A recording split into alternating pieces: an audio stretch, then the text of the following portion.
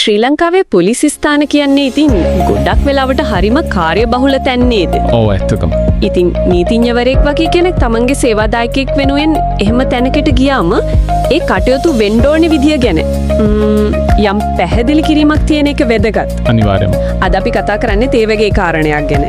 2012 දී හඳුන්වලා දීපු විශේෂ රීති මාලාවක් තියෙනවා පොලිස් ස්ථානවල නීතිඥවරුන්ගේ කටයුතු සම්බන්ධයෙන්. ඔව් 2012 මේ 18 වෙනිදා අංක 17583 ශහදාරණ ගැසට් පත්‍රය පළ වුණු පොලිස් ස්ථානවලදී නීතිඥයන් පිණි සිටීමේ රීති 2012. හරි. අපි බලමු මේ රීති ටිකේ හරය මොකක්ද, වැදගත්කම මොකක්ද කියලා. හොඳයි, මේක ඇවිත් තියෙන්නේ පොලිස් ආඥාපනතේ 55 වන වගන්තිය යටතේ.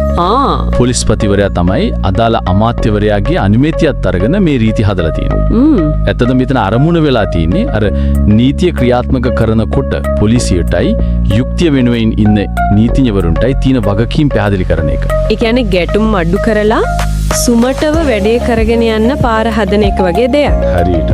පුද්ගල අයිතිවාසිකම් ආරක්ෂා කරන ගමන් නීතිය ආධිපත්‍යයත් තහවුරු කරන්න. හරි. එතකොට මුලින්ම බදමු නීතිඥවරයෙක් පොලිසියකට ගියාම පොලිසියෙන් එයාලගේ සලකන්න ඕනේ විදිහ ගැන මොනවද මේ රීතිවල කියවෙන්නේ? ඒක තුන්වෙනි රීතිය හරිම පැහැදිලිව තියෙනවා. තමා සේවාදායකයා වෙනුවෙන් පෙනී හිටින නීතිඥවරයෙක්ට පොලිස් නිලධාරීන් සුහදව ආචාරශීලීව සලකන්න ඕන. සුහදව සහ ආචාරශීලීව.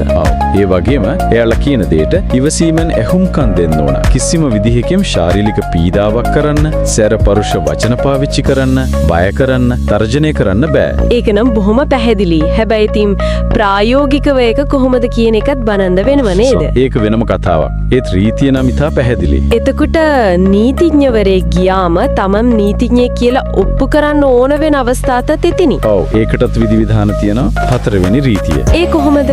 පොලිස් නිලධාරියෙක් ඉල්ලීමක් කළොත් නීතිඥවරයාට තමන් කවුද කියලා තහවුරු කරන්න ක්‍රම දෙකක් තියෙනවා. එකක් තමයි වෘත්තීය නීතිඥයෝ කියලා සඳහන් වෙන ජාතික හැඳුනුම්පත. නැත්නම් ශ්‍රී ලංකා නීතිඥ සංගමයෙන් දීපු හැඳුනුම්පත.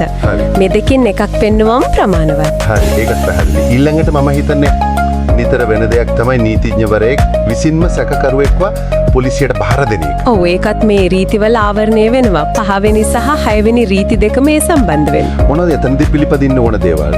නීතිඥවරයා සැකකරුව බාර දෙන්න ඕන අදාළ පොලිස් ස්ථානයේ ස්ථානාධිපතිට.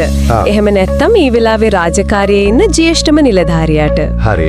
බාරගත්ත නිලධාරියා අන්දේක වැදගත් ඒ අනිවාර්යයෙන්ම පොලිස් තොරතුරු පොතේ සටහන් කරන්න ඕන. මොනවද සටහන් කරන්න ඕන? බාර දුන්න දිනය, වෙලාව, සැකකරුගේ විස්තර, ඒ වගේම නීතිඥවරයා ඉදිරි පිටිරි තමයි බාර දුන්නේ කියන එකත් සටහන් කරන්න ඕනේ. ඒක වැදගත්. මොකද එතකොට වාර්තාවක් තියෙනවා බාර දුන්නා කියලා. හරියටම. හොඳයි, මේ රීති තියෙනවා. හැබැයි ඉතින් මේවා හරියට ක්‍රියාත්මක වෙනවද, කවුරු හරි කඩ කළොත් මොකද වෙන්නේ කියන එකත් දැනගන්න ඕනේ. ඔව්. ඒකටත් විධිවිධාන තියෙනවා. 7යි 8යි සහ 10 රීති ඒ ගැන තමයි වැඩිපුරම කතා කරන්නේ. කියන්න බලන්න. 7 වෙනි රීතියෙන් කියන්නේ කිසිම නිලධාරියෙක් මේ රීති කඩන්න අනිත් අයට අනුබල දෙන්නවත් උදව් කරන්නවත් බෑ කියලා. ඒ කියන්නේ අන දෙන නිලධාරීන්ටත් වගකීමක් තියෙනවා? අනිවාර්යයෙන්ම. 8 වෙනි රීතියෙන් කියන්නේ පොලිස්පතිතුමා මේ රීතිවල පිටපත් හැම පොලිසියකටම යවන්න ඕන. ඊට පස්සේ ස්ථානාධිපතිවරුන්ගේ වගකීමක් තමයි ඒ රීති ගැන තමන්ගේ නිලධාරීන්ව දැනුවත් කරලා මේවා හරියටම ක්‍රියාත්මක කරනවද කියලා බලන එක. දැඩිව ක්‍රියාත්මක කිරීම තහවුරු කරන්නත් ඕනි කියලා කියනවා නේද? ඔව්. ඒ වගේම 10 වෙනි රීතියෙන් කියනවා මේ රීති කඩ කරන නිලධාරීන්ට විරුද්ධව පොලිස් ආඥාපනත යටතේ දඬුවම් දෙනවා වගේම දෙපාර්තමේන්තු විනය පරීක්ෂණත් පවත්වනවා කියලා. ඒ කියන්නේ යම් බරපතලකමක් තියෙනවා මේ රීති කඩ කරන එකේ. ඔව්, එහෙම තමයි පේන්නේ. එතකොට මේ ඔක්කොම අර හරියට වෙනවද කියලා බලන්න අධීක්ෂණය කරන්න කවුරු හරි ඉන්නවද? මොකක් හරි කමිටුවක් වගේ. ඒකට තමයි 9 වෙනි රීතිය වැදගත් වෙන්නේ. ඒකෙන් විශේෂ කමිටුවක් හඳුන්වලා දෙනවා. කවුද ඒකේ ඉන්නේ? සමාජිකයෝ 4 දෙනෙක් ඉන්නවා. සභාපති වෙන්නේ නීතිපති දෙපාර්තමේන්තුවේ අතිරේක සොලිසිටර් ජෙනරාල්වරයෙකුට නොඅඩු නිලධාරියෙක්. ඒ කියන්නේ ඉහළ නියෝජනය. ඔව්. අනිත් සමාජිකයෝ තමයි ශ්‍රී ලංකා නීතිඥ සංගමයේ සභාපතිතුමා, පොලිස් දෙපාර්තමේන්තුවේ නීති අධ්‍යක්ෂවරයා සහ ජාතික පොලිස් කොමිසමේ සමාජිකයෙක්. හරිම බලගටු කමිටුවක් වගේ. මොකක්ද යාළුවනේ කාර්යභාරය? ප්‍රධාන වශයෙන් 3ක් තියෙනවා. එකක් තමයි මේ රීති පිළිපදිනවද කියලා නියාමනය කරන එක. දෙක උල්ලංඝනය වීම ගැන පොලිස්පතිට වාර්තා කරන එක. 3 නීතිඥවරුයි පොලිසියයි අතර හොඳ හිත වර්ධනය කරන්න කටයුතු කරන එක. ඒ වගේම යම් උල්ලංඝනයක් වුණොත් එයාලට මොන හරි කරන්න බලයක් තියෙනවද? ඔව්. නීතිපතිට පොලිස්පතිට සහ ජාතික පොලිස් කොමිසමට ඒ ගැන නිර්දේශ ඉදිරිපත් කරන්න මේ කමිටුවට බලය දීලා තියෙනවා. තියෙන්නේ පොලිස් ස්ථාන ඇතුලේ නීතිඥවරුන්ගේ අයිතිවාසිකම් එයාලගේ වෘත්තීය ගරුත්වය ආරක්ෂා කරලා.